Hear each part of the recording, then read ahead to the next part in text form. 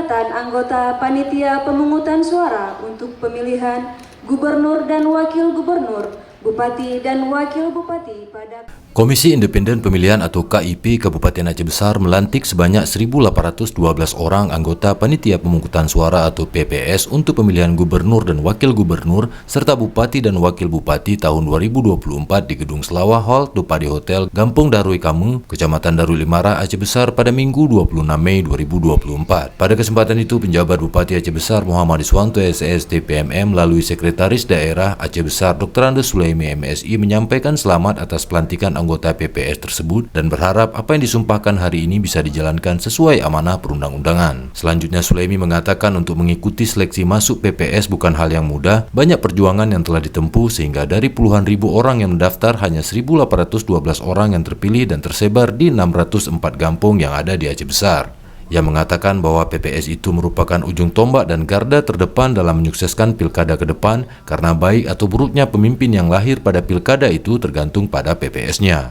Pada anggota PPS, Sekda Sulaimi berharap agar terus menjalin koordinasi dan kolaborasi dengan semua pihak dan jika ada kendala agar disampaikan langsung kepada PPK dan KIP. Dirinya juga berharap kepada PPS yang sudah terpilih agar mampu menyukseskan pilkada ke depan sebagaimana yang sudah dilakukan pada Pilpres dan Pileg kemarin, di mana Aceh Besar pada pemilu kemarin mendapatkan predikat terbaik dalam menyukseskan pemilu dan harapannya agar kesuksesan itu kembali diraih pada Pilkada 27 November 2024 mendatang. Sementara itu, Ketua KIP Aceh Besar T. Khairun Salim berharap kepada PPS terpilih agar dapat menjalankan amanahnya dengan sebaik mungkin, sehingga pilkada di Aceh Besar berjalan sukses seperti yang diharapkan sehingga pilkada ke depan dapat melahirkan pemimpin Aceh Besar yang lebih baik.